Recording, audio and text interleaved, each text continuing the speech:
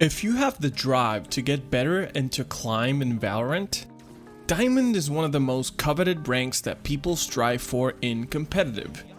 In this video, I want to show you what has worked for me in the past to reach these high ranks. Aside from the mechanical basics of the game, we have a lot to go over, but this is how you'll be able to improve your game and rank up in the competitive ladder. Before we go any further into the video, please leave a like and maybe consider subscribing. It helps a lot with the channel. Now let's get into it. Master 2 agents. Why 2 and not 1 is something most people I've seen do not talk about. Everybody tells you to one-trick an agent, and yes, that completely helps. But when somebody else picks that agent, or you don't get to play that agent because the comp doesn't need it, what do? Valorant is a game of advantages and disadvantages. By one-tricking, you're putting yourself in the advantage when you get to choose your agent. But when you don't, you have a big problem in your hands. This is where mastering 2 agents is so important. Let's say you play a duelist. You should also master a sentinel or an initiator. This way, you can be at a halfway point between an aggressive duelist and your second option of an agent. Also, having a smoke agent in your pocket always helps. I get it, no one wants to play smokes. It's kinda boring, but it is necessary to have one on your team. Your advantage of winning will go up drastically if you play smokes. Also, if you don't have great aim, smokes are your role. When you're playing smokes, you're adding value to your team, even if you're not really killing a lot of people. Helping your team out with abilities will go a long way. You're the one allowing your team to be the playmakers to win you the game. Again, Valorant is a game of percentages. By playing smokes when nobody is willing, your win conditions will go up and thus making your climb faster. Don't auto-lock. By doing this, you're already putting yourself at a disadvantage. By not working with your team in the agent select screen, you're basically already losing the game. Fill the roles if need be. This way your margin of win percentage goes up by a lot. This is where mastering 2 agents comes into play. If you're not able to play your main duelist or any role you choose, your second agent will add the necessary utility to win. By having your pocket pick, you're giving value to your team and not dragging them down with an ego pick.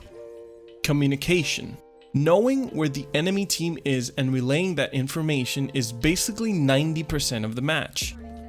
Learn every map's callouts. I can't tell you how many times I've gone into games and in certain scenarios I've died because I've got the wrong callout. If you don't know the callout, they're on your minimap and they're very easy to learn.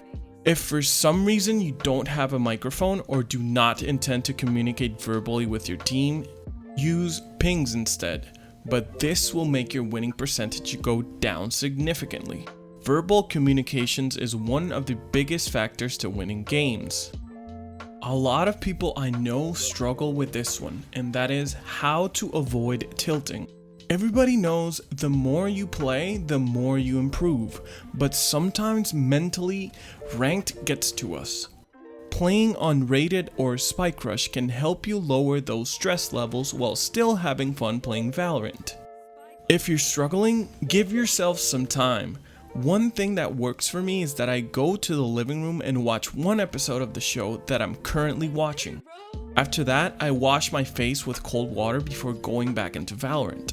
I know it sounds silly, but this wakes me up and gives me time to settle my thoughts down before I go into another match. Also, working on your mental attitude is very important.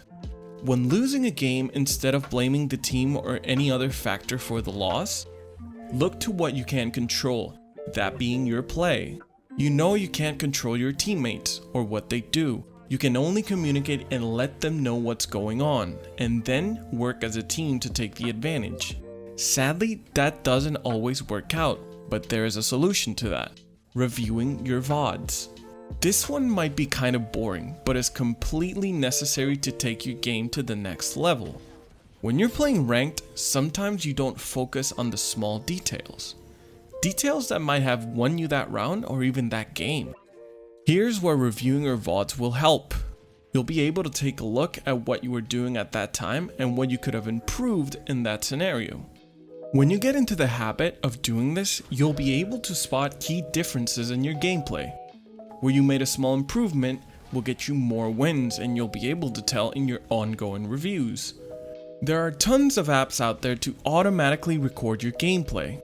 I personally use Inside Capture, not sponsored by the way. This app records your gameplay automatically when you load in. It has a perfect UI for reviewing your VODs and dissecting what you could have done better. If we have the tools to improve, trust me, using these to your advantage will help you in the long run when you're climbing in ranked. Lastly, aim training or deathmatch. One thing I've noticed is that aim trainers are a bit tricky. Yes, they do work, but there's a caveat. No matter how much tweaking you do to the settings, it will never be the same as the game that you're playing. It won't be as accurate as you assume it to be. Again, aim trainers help, but I much prefer playing deathmatch or warming up in the shooting range because here you have 100% pinpoint results to improving your aim. If you use an aim trainer, you'll have to assimilate your motions to Valorant's game engine. So it might be 98% accurate, but that 2% is where the problem lies. We don't want to give any percentage of winning away. We want to take every tool and every option out there and put it to our advantage. So that's why, in my opinion, deathmatch or shooting range exercises are the best. If you put in the hours and the work, with all of these exercises and all of these tools, you'll be able to climb to diamond in no time. Don't forget to leave a like and subscribe if you enjoyed. Thanks for watching the video, and I'll see you on the next one.